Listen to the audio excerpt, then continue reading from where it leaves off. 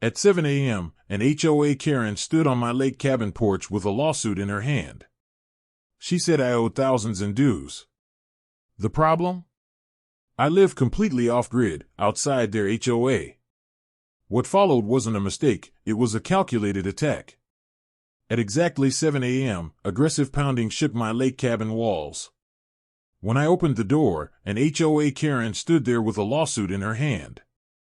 She said I owed thousands in dues. The problem? I don't belong to her HOA, and I never did. I didn't move to the lake to get rich. I moved there to disappear. No power lines. No city noise. No neighbors close enough to hear my thoughts. My cabin sat just beyond the tree line, overlooking still water that reflected the sunrise every morning like glass. Solar panels warmed slowly with the light. My water came from a filtered rain system my grandfather helped design decades ago. No sewer lines.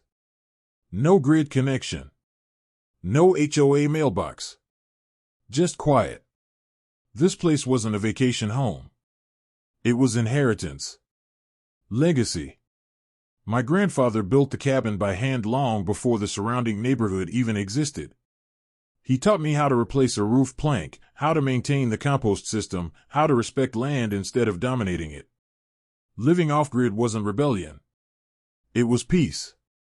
Or at least, it was. The pounding started like someone was trying to break the door down. Not knocking. Pounding. I bolted upright in bed, heart racing, confused and half asleep. Before I could even think, the pounding came again, harder this time, vibrating the walls. I pulled on boots and opened the door. 3 people stood on my porch. An HOA inspector. 2 board members. Clipboards. Camera. Stern faces. The inspector didn't say hello. You owe the HOA $4,800 in unpaid dues, he said flatly. And you are illegally occupying HOA property. My brain froze. That sentence didn't make sense. My cabin wasn't part of any HOA. It never had been. Before I could respond, he raised his camera and started taking photos of my porch, my roof, my windows, even leaning toward the open doorway. You will comply, he said, or we file an immediate lien. My chest tightened. This wasn't confusion. This was aggression. I slammed the door shut before they stepped inside. I stood inside my cabin shaking. Through the window, I watched them walk around my property like they already owned it. The inspector snapped photos of my solar panels, my deck, even the shoreline. I opened the door again, anger boiling. You don't have the right to be here, I said.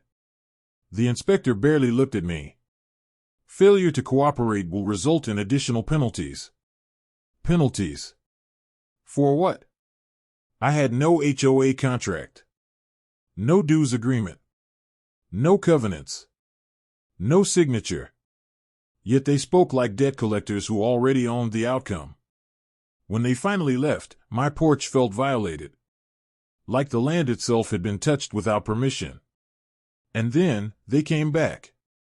This time, the knocking was calm. Controlled. When I opened the door, she was already stepping onto my porch. HOA President Karen. Sunglasses on. Clipboard tucked under her arm. That posture people get when they expect obedience without resistance. Good, she said, glancing at her watch. You're awake. She handed me a thick stack of papers. These outline your unpaid dues and violations. I don't owe your HOA anything, I said. My cabin isn't part of your community. She sighed, long and exaggerated. The access road you use runs across HOA land, she said, tapping her pen on the page. That means you benefit from HOA maintenance. That road existed before your HOA did, I replied. My deed predates your association by 30 years. Her jaw tightened. She snapped her fingers at the inspector. More photos. Roof. Windows. Foundation. Unapproved modifications, she asked casually. Unapproved by who? I said. She smiled. By the HOA, of course. That's when she said the sentence that changed everything. Boundary lines, she said, stepping closer, are fluid. The board has the right to redefine them. Fluid. That wasn't enforcement. That was conquest. The notices started the next morning. Bright orange envelopes taped to my door. HOA notice of noncompliance. $150 for failure to pay dues. $200 for refusal to cooperate. Daily fines initiated. Every day, more paper. More threats. More intimidation. They accused me of trespassing on my own land. Of building unauthorized structures. Of violating community safety standards. Neighbors near the trail stopped talking when I passed. Conversations went quiet. Someone muttered, "Karen doesn't lose." My peaceful off-grid life felt suddenly exposed. Isolated. Vulnerable. I started documenting everything. Photos. Dates. Times. Names. Because this wasn't a misunderstanding. It was a campaign. 3 days later, it escalated again. A formal lawsuit notice. The HOA was suing me for unpaid dues, refusal to comply, and unauthorized occupancy. They threatened seizure. Removal. Forced compliance. That night, I didn't sleep. Every sound outside made me think someone was coming back.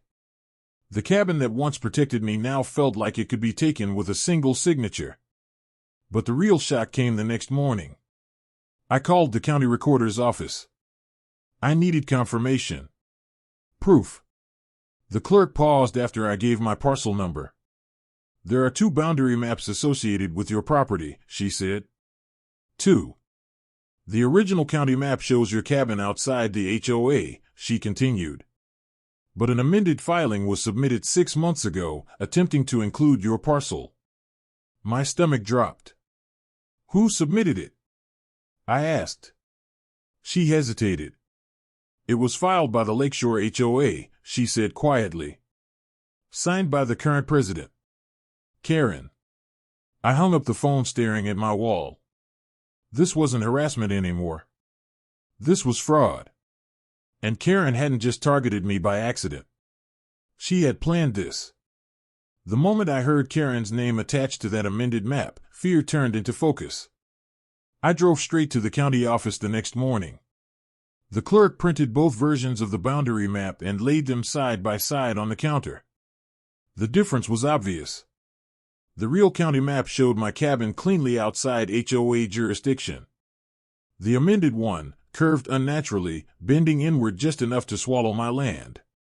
"No approval stamp," the clerk said quietly. "No public notice either." "So it's not valid?" I asked. She nodded.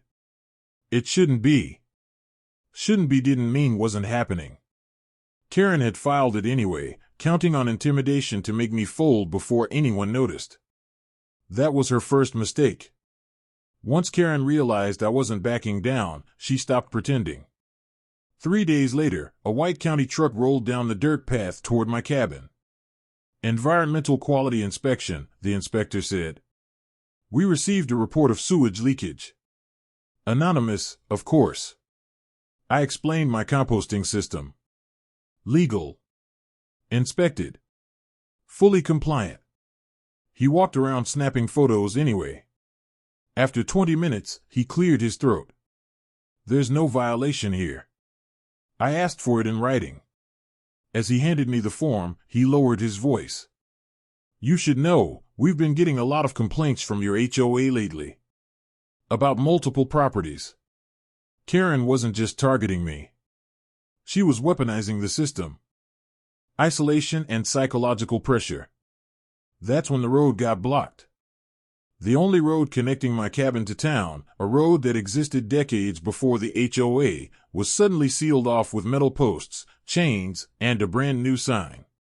Private HOA access, no trespassing. I stood there in disbelief. This wasn't a warning. It was confinement. I had no choice but to walk 2 miles through muddy woods just to reach town. When I finally made it to the general store, the clerk gave me a careful look. "You're the guy from the lake, right?" he asked. I nodded. "The HOA newsletter says you're refusing compliance and endangering community safety." Karen had turned me into a villain. That walk back to the cabin felt longer than anything I'd ever done. Every step sank deeper into fear. That night, sitting on my porch, I wondered if this was how they won, not by law, but by exhaustion. The allies appear. Just before dark, someone walked up the trail. An older man. Slow steps. Calm presence. "You're the one Karen's been after," he said. "I surveyed this land years ago." He unfolded a map. "Your cabin is nowhere near HOA boundaries." "That amended map?" "Fake." Before I could respond, another figure emerged, a woman. "I used to be on the HOA board," she said quietly. "Karen forced me out. She's tried expanding the boundaries before. The board said no. So she did it alone." Then a third neighbor stepped forward. "She's been doing this for years," he said. "You're just the one who finally pushed back." For the first time since this started, I wasn't alone. The evidence pile. The retired surveyor returned the next morning with original survey maps. "Markers don't lie," he said. "I followed his directions and dug into the earth where my grandfather once walked. Beneath decades of soil, I found them, rusted metal stakes, engraved numbers, exactly where the map said they'd be. Physical proof." The former board member brought a flash drive. Emails. Karen pushing for flexible boundaries. Talking about increased dues if the north parcel was absorbed. Mentioning using environmental complaints as leverage. The north parcel was my land. Then the neighbor handed me a video. Karen supervising the road blockade. "Hurry," she said on camera. "Before he notices." At that moment, fear left me completely. I wasn't reacting anymore.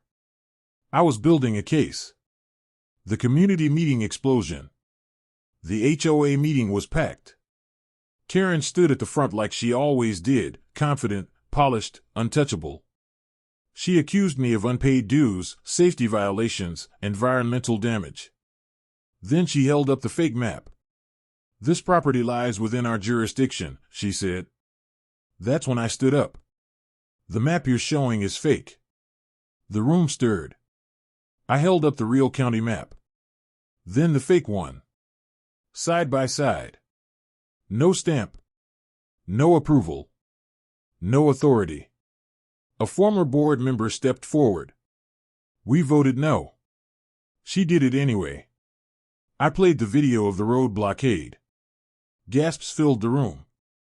Someone shouted, "That's illegal." Karen snapped. "This is a smear campaign." But the room wasn't listening anymore. She stormed out. And the spell broke. Courtroom reckoning. At the county hearing, Karen arrived with a polished attorney. Confidence dripping from both of them. They claimed unpaid dues, safety violations, HOA authority. I laid out the evidence. The judge studied the maps. "No approval stamp," she said. Karen's attorney tried to argue road access. I presented the original deed. "Your property predates the HOA by decades." Then came the video. Karen blocking a county easement. The judge's expression hardened. Then the financial records. HOA funds used to improve Karen's personal property. Silence filled the room. "This goes far beyond a boundary dispute," the judge said. The ruling. The judge didn't hesitate. "The HOA has zero jurisdiction over this property. All fines are dismissed. The road obstruction is unlawful. And effective immediately, Karen Miller is suspended pending a fraud investigation." Karen went pale. Her power evaporated in seconds. The gavel struck. It was over. Aftermath and healing. The road reopened within days. Neighbors showed up with shovels to help repair it. People who once whispered now waved. The HOA elected new leadership. One board member visited my porch. "We're sorry," she said. "This should never have happened." That night, I sat on my porch watching the lake settle into quiet again. The same quiet Karen tried to steal. I thought peace meant isolation. I was wrong. Peace means knowing your ground and standing on it. Bullies thrive on silence. They crumble under truth. And if this taught me anything, it's this. Always document everything. Always know your rights. And never let someone else's confidence rewrite your reality. This cabin isn't just wood and nails. It's the part of me that refused to break. If you enjoyed this story, if you've ever faced an HOA nightmare, or if someone tried to take what was yours, you're not alone. And sometimes, standing your ground doesn't just save your home. It saves you.